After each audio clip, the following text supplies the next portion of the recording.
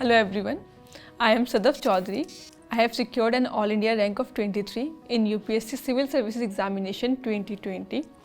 Today I am here to relive my memories of the exam day with you all.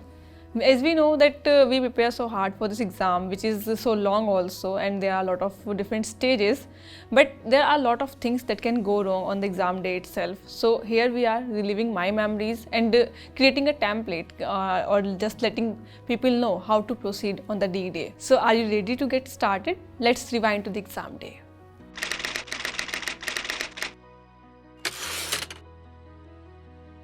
The night before the exam is most crucial because एक थोड़ा anxiety होती है, थोड़ा nervousness होती है. काफ़ी लोग सोचते हैं कि और पढ़ाई करें, सबका अपना अलग तरीका होता है. But I feel the only thing that remains constant is to be rested, that your body your mind is at peace. तो सब तरीके से हो सकता है. काफ़ी लोग प्लान करते हैं अच्छे से, पूरी रात की नींद ले लेते हैं, सुबह एकदम फ्रेश होके जाते हैं. काफ़ी लोगों के साथ ऐसा नहीं हो पाता है, वो एंक्शियसली स्टडी करते हैं, बट अगर वो सुबह उस चीज़ से कॉन्फिडेंट फील कर रहे हैं तो वो ये भी सही चीज़ है उनके लिए. बट मैं उन लोगों में से जो पढ़ती तो नहीं थी, क्योंकि मुझे लगता था कि एंग्जाइटी बढ़ेगी, लेकिन मैं सो भी नहीं पाती थी. तो यहाँ पे बहुत एक बड़ा रोल होता है आपके इमोशनल इंटेलिजेंस का, कि आप कैसे मैनेज करते हैं. सी टेल योर ब्रेन कि अरे आप एकदम वेल रेस्टेड हैं, आप एकदम वेल फीड हैं, क्योंकि जैसा आप अपने माइंड को रिपीटेडली बताएंगे वैसे ही आपका माइंड जो है उस सिग्नल को, एक नर्व्स जो होती हैं आपकी, वो टेक करती हैं. तो मैं 4-5-6 घंटे सो पाती थी. यही हुआ मेरे साथ मेंस एग्जामिनेशन से पहले भी. लेकिन जब मैं सुबह उठी तो आई रिपीटेडली टोल्ड माई सेल्फ कि I had a very good night, मैं बढ़िया सोई हूँ, एकदम फ्रेश फील कर रही हूँ, very confident about what ever I have studied through out this 1-2 महीने का जो भी मेरा प्रिपरेशन टाइम था.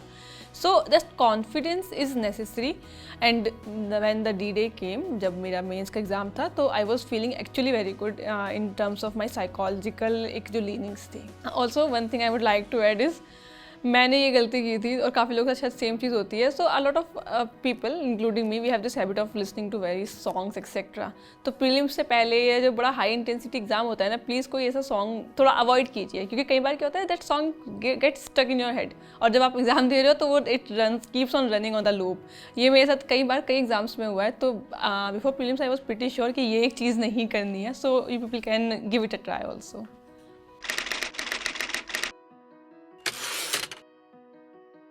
The morning of the exam was quite nice for me. It was very peaceful. ऐसा कोई दिक्कत नहीं थी, क्योंकि वही मैंने बताया कि I kept on telling myself कि everything is fine, all is good, ये सब करके.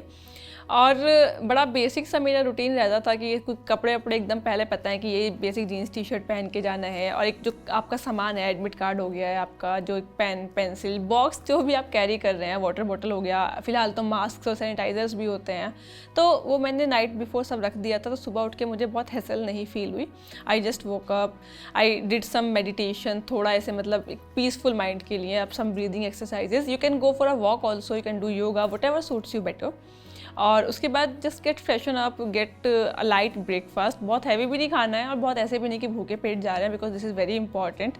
और इस बार एक चीज़ जो मैंने डिफरेंट की थी वो ये कि मैंने एग्ज़ाम सेंटर से थोड़ा पास में अपना पीजी लिया था, या होटल, जो भी आपको करता है, क्योंकि कई बार ट्रैवल जो होता है वो बहुत अननेसेसरी हैसल हो जाती है. ट्रेन लेट है, कुछ भी है, तो थोड़ा सा यहाँ इस पॉइंट पे जो हम इन्वेस्ट करते हैं ना, वो काफ़ी रिटर्न्स देता है हमें. तो मेरा ज़्यादा दूर एग्ज़ाम सेंटर था नहीं, almost 1.5 kilometre from the place where I was staying.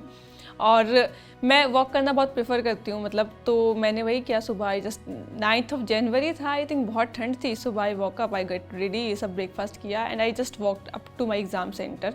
और it helps you, it also help blood circulation to your mind. You feel active, you feel एकदम, और साथ में बड़ा अच्छा सा फील होता है. That active feeling is required सुबह सुबह, स्पेशली विंटर मॉर्निंग्स में.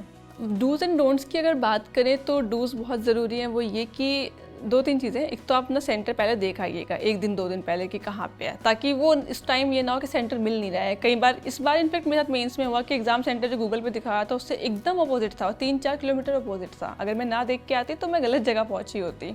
सो एग्जाम सेंटर पहले देख लीजिए. अपना जो सुबह सामान लेके जाना है वो रात को ही तैयार रखिए, नाइट बिफोर, क्योंकि सुबह को उतना टाइम नहीं होता, कुछ ना कुछ छूट जाता है, फिर आप पैनिक करते हैं. साथ में आई ऑल्सो बिलीव डोंट्स में कि ज़्यादा लोगों से बात मत कीजिए एग्जाम से पहले या एग्जाम के सुबह. लाइक 10 बजे टाइप टाइम्स अपना फ़ोन रात को बंद करके रख दीजिए। घर वालों से बात कर सकते हैं, पेरेंट्स से, आपके रिलेटिव्स, फ्रेंड्स, जो बहुत लोग आपको विश करने के लिए कॉल करेंगे, it's just unnecessary distraction. You can call them up, you can drop them A text afterwards. तो दिस इज़ एक डोंट वाला पार्ट जो बहुत ज़रूरी है, जिसको हम अवॉइड करें।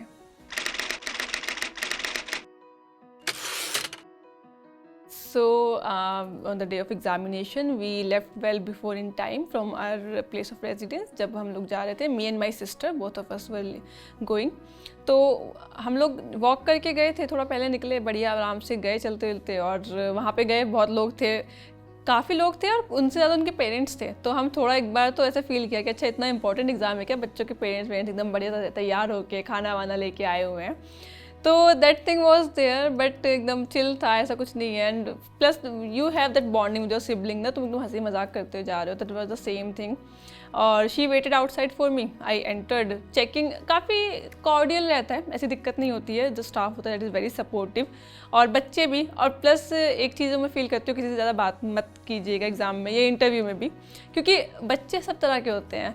मैं ऐसे लोगों में से जो एक दिन पहले पढ़ना बंद कर दिया करती थी, लेकिन बहुत लोग आखिर तक डिस्कस करते रहते हैं। वो वहाँ पे डिस्कस करेंगे तो आपको लगेगा अरे ये तो हमें आता ही नहीं है, चाहे वो आपको आता होगा। तो ये थोड़ा अवॉइड कीजिए उस चीज़ से, क्योंकि दिमाग डिस्ट्रैक्ट हो जाता है। आपको जो आता है आप उस पर फोकस रखिए, बाकी लोग जो कर रहे हैं उनको नहीं आता है, वो उनका अपना बिजनेस है, that is none of your business. So be very compose, be very focused upon कि आपको कहाँ पे जाना है। उसके बाद गेट के बाहर आपको एक अपना सीटिंग प्लान लगा हुआ होगा, आप उसको चेक कीजिए। इंस्ट्रक्शंस के लिए वहाँ पे काफ़ी कोऑर्डिनेटर्स खड़े रहते हैं आपको आपके रूम तक पहुँचाने के लिए। आप जाइए, पानी की बॉटल वगैरह साथ लेके जाइए, मास्क, सैनिटाइज़र, पेन, आपका एडमिट कार्ड, आधार कार्ड, जो भी बेसिक नेसेसिटीज़ हैं वो आप पहले घर से प्रिपेयर करके लाए ही होंगे, उन सबको लेके आप जाइए। और अपना रूम देखिए, और रूम में जाके भी अपनी सीट पे प्लीज़ बैठ जाइए, क्योंकि रूम के बाहर भी बहुत ना एकदम मन की बात चल रही होती है लोगों की, और लोग बहुत सारे बायसेस के साथ बात करते हैं कि अरे पिछली बार GS1 का पेपर बहुत टफ आया था, इस बार ईजी आएगा, या उसका रिवर्स केस होगा। तो वो जो प्री कंसीव नोशंस होते हैं वो एग्ज़ाम में, चाहे एग्ज़ाम अच्छा आया हो, लेकिन हमारे दिमाग में वो कहीं ना कहीं रिसरफेस हो जाते हैं। तो इसलिए अवॉइड कीजिए ये सारी बातें, अपना बढ़िया जाके जहाँ पर भी आपकी सीट है वहाँ बैठिए, थोड़ी देर टेक सम डीप ब्रेथ्स, थोड़ा अपने आप को कंपोज कीजिए। अगर सर्दी है तो अपने you also need to warm your hands etcetera, थोड़ा उसको स्ट्रेच वगैरह करके। तो these all small things, but I feel they are very important. So once I entered the room, I got my seat, वहाँ पे मैं बैठ गई। रूम जनरली छोटे रूम्स होते हैं, क्योंकि स्कूल्स वगैरह में सेंटर आपका पड़ा होता है, तो हर रूम में 15-20 बच्चे होंगे, 1 या 2 टीचर्स होते हैं, 2 होते हैं जनरली। और सब लोग जनरली बहुत ही क्वाइट रहता है सारा कुछ, क्योंकि सब कोई डिस्ट्रैक्शन नहीं चाहिए होते हैं। कुछ बच्चे ऐसे होंगे जो रूम में बड़ा पेस अप एंड डाउन कर रहे होंगे, तो इग्नोर ऐसे लोगों को। कुछ लोग बार बार वॉशरूम आ जा रहे होंगे, तो वो सबका अपना अलग एक कॉपिंग मैकेनिज्म है, आप लोग अपना देखिए जैसे आपको बेटर लगता है। आई बिलीव्ड इन सिटिंग काम एंड कंपोज, तो मैं वो कर रही थी। इंसिडेंटली जो मेरा सेंटर था that was near Khan market, तो उसके मेरा सेंटर था, आई गोट अ विंडो सीट, एकदम से प्लेन ट्रेन में होती ना वैसे वाला। So I was sitting there and I was looking outside, and I discovered that this Foreign Services Institute, the training institution for IFS, it was just right beside the building. So I kept on looking out of that window and thinking to myself कि यहीं पे आना है, अच्छे से exam देना है, यहीं पे आना है. So that motivation part was there unknowingly basically. But वो वही है कि you can just find an object of your fixation and you can just be focused, because ultimately all you need is your focus point when you go get the paper or when you once start writing.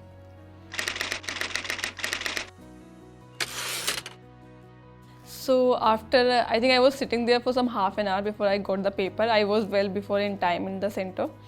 तो जब paper मिलता है, मेरी पहली strategy ये थी कि paper check करो सेम पैटर्न पे आया कि नहीं आया है, क्योंकि यूपीएससी कभी भी पैटर्न चेंज कर देती है एंड यू नेवर नो। एक बार ऐसा हुआ था कि शुरू में 12.5 करके 20 क्वेश्चन आते थे 250 के लिए, अचानक से क्या हुआ 15 और 10 का डिस्ट्रीब्यूशन हो गया था। तो मेरा पहला ये था कि फिक्स स्ट्रेटजी से नहीं जाना है, क्वेश्चन पेपर चेक कर लेना कि सेम है कि नहीं है। दूसरी बात ये कि just go through the questions. और कई बार क्या होता है कि हमारे दिमाग में एक होता है कि इसका आंसर ये लिखना है, फिर हम वो क्वेश्चन देखते हैं, वो पॉइंट्स हमारे दिमाग में आ जाते हैं और हम उन्हें आंसर में लिख देते हैं।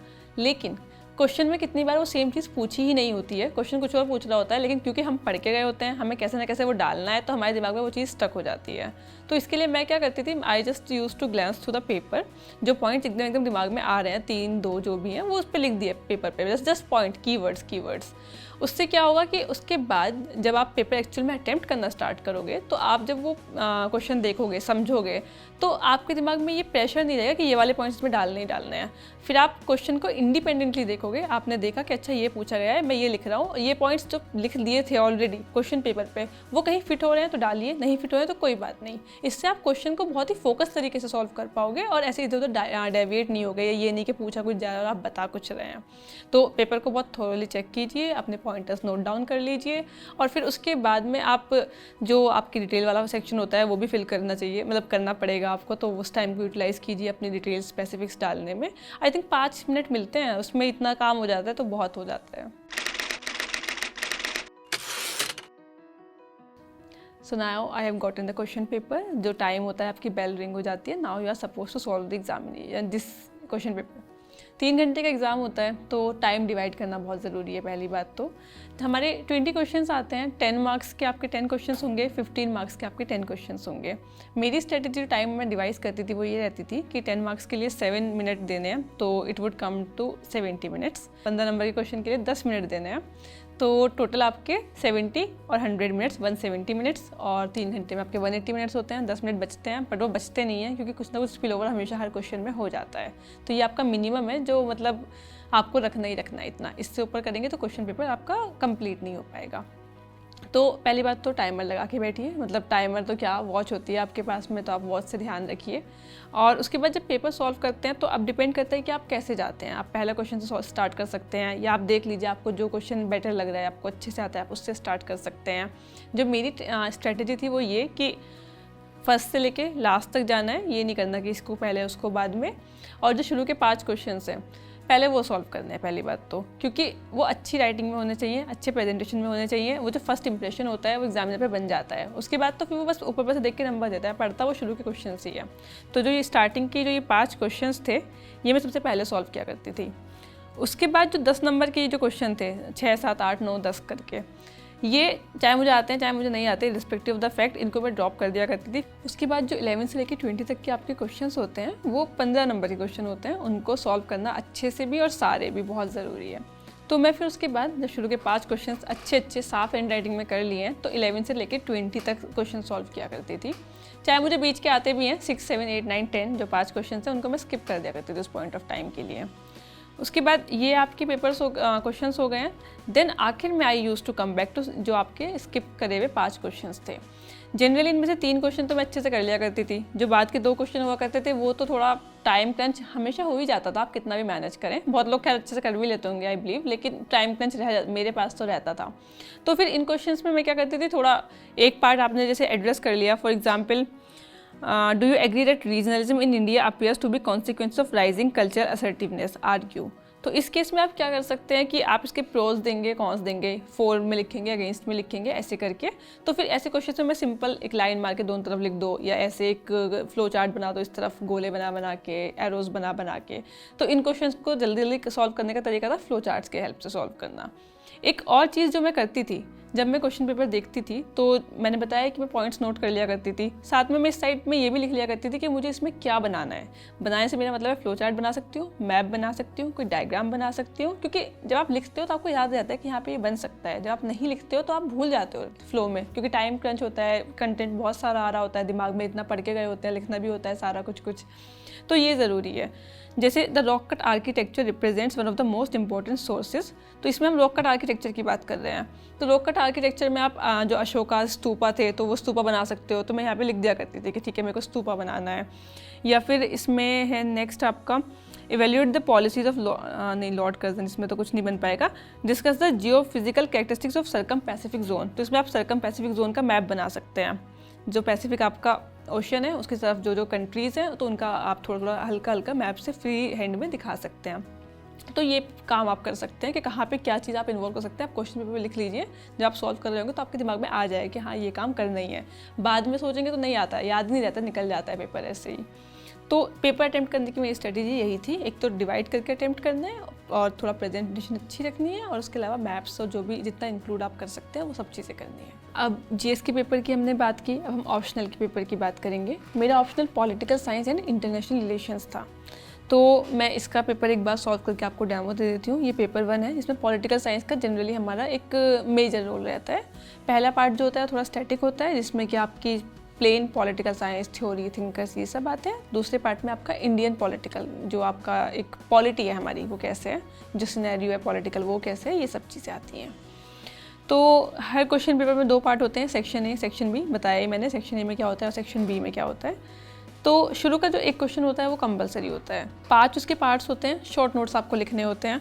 हमेशा मैं पहला क्वेश्चन ही ज़रूर सॉल्व किया करती थी, क्योंकि बहुत लोग सोचते हैं कि 10-10 नंबर का ही तो है, बाद में लिख लेंगे, लेकिन ये ज़रूरी है। अगेन बताया मैंने फर्स्ट इंप्रेशन वाली बात, तो इस क्वेश्चन को मैं पहले किया करती थी। उसके बाद ऐसे ही पार्ट 2 में जो क्वेश्चन नंबर 5 होता है, ये कंपलसरी होता है, इसको आपको करना होता है। इसे आप पहले बाद में जब मर्जी करें, कोई दिक्कत नहीं है। उसके बाद 3 क्वेश्चन और करने होते हैं, और इसमें 2 सेक्शन है, हर सेक्शन में 3-3 क्वेश्चन है, तो 6 में से आपको 3 करने होते हैं।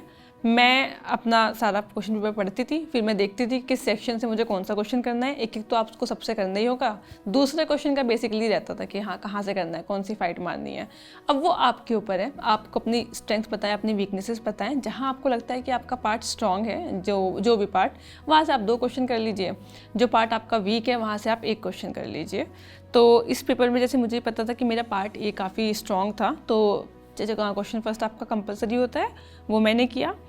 उसके बाद में मैंने इसमें 3rd क्वेश्चन किया था, जिसमें गांधी जी के बारे में बात की थी, मीनिंग ऑफ पावर, ये सारे ये वाला। And then western political thought का जो एक ट्रांसलेशन, जो एक जर्नी कैसे रही है, ये 2 क्वेश्चन मैंने इस पार्ट से किए थे। पार्ट बी में 5th क्वेश्चन कंपलसरी होता है, जैसे कि मैंने बताया, और कोई भी एक क्वेश्चन करना होता है, जिसमें मैंने आई थिंक 7th क्वेश्चन किया था। I am not still sure कि अब क्या किया था, इतना तो टाइम हो गया, याद भी नहीं है। बट बात वही है, आपको जो बेस्ट आता है आप वो कीजिए, लेकिन क्वेश्चन सेलेक्ट करने में बहुत टाइम लगाइए। कोई दिक्कत नहीं है, बढ़िया अपने पॉइंट्स लिखिए, टाइम लीजिए, एनालाइज कीजिए, क्योंकि एक बार क्वेश्चन सेलेक्ट हो गया तो आपको बार बार जो है उसको चेंज करने का ना टाइम मिलेगा ना मौका मिलेगा। और बहुत ज़रूरी है क्वेश्चंस का सिलेक्शन, क्योंकि आपको जो आता है वो आप एक्सप्रेस तब कर पाएंगे जब आप प्रॉपर क्वेश्चंस भी सिलेक्ट कर रहे हैं। अब जैसे कि मैंने बताया, मेरा जो पहला एक मोटिव था वो ये कि क्वेश्चन पेपर सॉल्व करना है। मतलब क्वांटिटी पहले आती है, देन क्वालिटी, देन आपकी प्रेजेंटेशन। तो क्वांटिटी से मेरा मतलब ये था कि क्वेश्चन पेपर कंप्लीट होना चाहिए। उसके बाद क्वेश्चंस अच्छे होने चाहिए, आपके अबव एवरेज ज़्यादा क्वेश्चन होने चाहिए, बिलो एवरेज मिनिमाइज़ करना है, ये दूसरी चीज़ थी। तीसरी चीज़ ये थी कि प्रेजेंटेशन थोड़ा ब्यूटीफुल होनी चाहिए, इंटरेक्टिव होनी चाहिए, बंदे को इंटरेस्ट आए जो पेपर चेक कर रहा है, जो इवैल्यूएटर है। यही 3 प्रायोरिटीज़ लेके मैं एग्ज़ाम हॉल में जाती थी। तो पहला जब पेपर ख़त्म होता था तो मैं ये चेक करती थी पूरा पेपर कंप्लीट हो गया है कि नहीं हुआ है। अक्सर ये पॉइंट आते आते बिल्कुल आखिर में, मतलब मेरा पेन जब चलना शुरू होता था 3 घंटे में, तो वो आखिर में जाके ही रुकता था। बीच में रुकने का, सोचने का, मतलब आप मानिए नेग्लिजिबल टाइम रहता है हमारे पास में। तो पेपर अगर मैं पूरा कर पाई और मैं सेटिस्फाइड थी, हमेशा हर पेपर में आपके एक दो क्वेश्चन होंगे जो अच्छे नहीं हुए होंगे, पर उस चीज़ से डिमोटिवेट मत होइए, क्योंकि क्वेश्चन पेपर इतना बड़ा होता है, हर किसी के साथ ये चीज़ होती है। जनरली तो लोगों के क्वेश्चन एक दो तो छूट भी जाते हैं, तो आपके अगर थोड़े से ख़राब हो गए, थोड़े सब स्टैंडर्ड हो गए, तो घबराने की बात नहीं है। तो मेरे साथ भी जनरली ये होता था कि 18 क्वेश्चन मेरे लगभग सेटिस्फैक्ट्री रहते थे। 1-2 क्वेश्चन में थोड़ा मुझे लगता था कि बेटर कर सकती थी, बट व्हाट टू डू, क्योंकि टाइम कंस्ट्रेन है, सभी के पास होती है, तो आप just ignore and you can just move on, accept the fact कि ये तो होगा ही होगा। और ऐसे करके आई फील कि जितने भी क्वेश्चन पेपर दे के मैं बाहर आई, तो एक ये चीज़ थी, एक सेटिस्फेक्शन था कि जितना मैंने प्रिपरेशन की थी, जो मेरी स्ट्रेटेजी थी, उसको मैं इंप्लीमेंट कर पाई, अपनी प्रिपरेशन को अपनी परफॉर्मेंस में ट्रांसलेट कर पाई। एंड आई बिलीव जो आपके मार्क्स आते हैं वो आपकी इस फीलिंग की, जो आप एग्जाम हॉल से बाहर के क्या फील कर रहे हैं, काफ़ी डायरेक्टली प्रोपोर्शनल रहते हैं। So after I finish my examination, चुपचाप सीट से उठो, पानी वानी अपना उठा के बाहर आओ। My sister who used to company me, she would be there waiting for me at the gates of the school, या जहाँ भी मेरा सेंटर होता था। और बस नॉर्मल चिट चैट हमारी कि अच्छा कैसा हुआ, क्या हुआ, सब अटैम्प्ट हो गया। बहुत ही कम हम लोग एग्ज़ाम के बारे में बात करते थे, और उसके बाद द ओनली थिंग वॉज कि अच्छा चाय पीने कहाँ चलना है। तो दिस वॉज एकदम गो टू हमारा एक जो रिचुअल था एग्ज़ाम टाइम में। And I believe once you are finish with the paper ना, leave the tension inside. Side, क्योंकि अगले पेपर भी देने हैं आपको एंड टेंशन और ये एंग्जाइटी कि अच्छा नहीं हुआ है, आगे कॉम्पनसेट करना है, it is hardly going to do you any good. So just be relax. जो होना था वो हो चुका है, आपने अपना बेस्ट दिया, उसका ट्राई करो. नहीं दे पाए तो नेक्स्ट पेपर में बेस्ट देने का ट्राई करो and be confident about strategy. ज़्यादा डिस्कस करने की ज़रूरत नहीं है, स्पेशली जब तक एग्जाम पूरे ख़त्म नहीं हो जाते तब तक, और घर वालों से तो थोड़ा अवॉइड ही करना, बिकॉज वो चीज़ होती है कि हमारी सोसाइटी है, आपको पता है, बड़ा कॉम्पिटिटिव है, ये सारी चीज़ें. Exam is not so competitive, exam is more about management आपका एकेडमिक, आपका इमोशंस का. तो that is very important. So mains हुए, उसके बाद इंटरव्यू कॉल आई, इंटरव्यू हुआ. इंटरव्यू मेरा लास्ट उसमें हुआ था वीक में, काफ़ी कम टाइम था रिजल्ट्स के बीच में और इंटरव्यू के बीच में, 10 दिन भी नहीं थे आई थिंक. रिज़ल्ट जब आया, सुबह से पता था कि रिज़ल्ट आएगा 11-12 बजे से, और वे एक्सपेक्टिंग समवेयर अराउंड 3-4 बजे आ जाएगा. But as usual, as is expected of UPSC, result कभी भी टाइम पे नहीं आता है. वो बड़ा एक एलिमेंट ऑफ सरप्राइज हमेशा रहता है, no matter how many insiders you are connected with. तो शाम को 6 बज गए थे, रिजल्ट आया नहीं था. सो एवरीवन थॉट कि अच्छा अब तो यूपीएससी बंद हो गया होगा, अब तो क्या ही रिजल्ट आएगा, वेट कीजिए आगे कल के लिए, परसों के लिए. एंड सडनली 6:15 पे रिजल्ट आ गया. तो me and my sister, again she is almost like मेरे साथ ही रहती है पूरा टाइम, तो हम लोग रूम में थे, रिजल्ट आया, हमें पता चला. तो हमने सोचा हम चेक कर लेते हैं, पेरेंट्स को बाद में बताएंगे, क्योंकि इतना माहौल बनाने के क्या फ़ायदा, नहीं पास हुए फिर क्या होगा, ऐसे वाला. तो हमने चेक किया और रोल नंबर ऊपर शुरू में 2-3 तो हमने रोल नंबर देखे, टॉप 3, 4, 5 में. फिर हमें लगा कि इतनी क्या ही मेहनत करनी है, नाम ही टाइप कर लेते हैं. We typed I think roll number और नेम हमने टाइप किया, तो it showed rank 23. So my sister was so doubtful of me, कहती है कि नहीं रैंक तो हो ही नहीं सकती, सीरियल नंबर होगा, दोबारा चेक करो. And we legit checked it twice, मतलब अगेन वी वेंट अपवर्ड, हमने देखा कि अच्छा सीरियल नंबर है, रैंक है क्या, which is actually quite illogical, because result हमेशा रैंक से आता है, सीरियल नंबर से तो रिजल्ट क्यों ही आएगा. बट हाँ, आप देख रहे हो सेल्फ डाउट जो रहता है हमेशा एग्जाम में रहता है. Exam is like this only, the topper मतलब जो ऑल इंडिया रैंक 1 भी होगा, वो भी एक दिन पहले नहीं बता पाएगा कि वो प्रीलिम्स लिखेगा कि नहीं लिखेगा. तो बहुत ही कॉमन पार्ट है ये सेल्फ डाउट जर्नी का. प्रॉब्लम सेल्फ डाउट में नहीं है, प्रॉब्लम इसके मैनेजमेंट में है. तो आपको भी कभी फील होता हो, कभी डिमोटिवेट आप होते हो, तो अपने सेल्फ डाउट को मैनेज करने का ट्राई कीजिए. तो बस फिर रिजल्ट आया था, 23 रैंक थी. फिर घर वालों को बताया तो उन्होंने भी ट्रिपल चेक कराया, but it was fine, everyone was happy.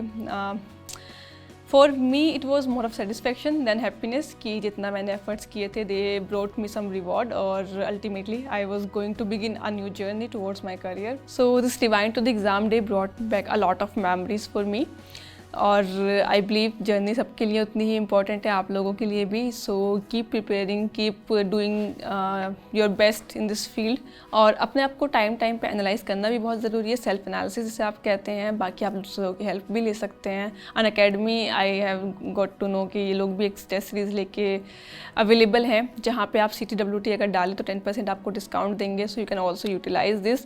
What ever it is, just be sure that your self analysis is on point, you are giving your best, you don't have any regrets at the end of this journey. I really hope and I'm actually sure that if you give your best, you'll definitely succeed. Also, I would like to tag 2 of my topper friends here. One of them is Ms. Radhika Gupta. She has secured an all India rank of 18 this year, and another is Mr. Prakhar Kumar Singh, who has secured all India rank 29, so that they can share their exam journey with you people, and you can also benefit out of their journey as well as mine. Lastly, all the best from my side to all the future aspirants. I do hope that your efforts yield results. Thank you.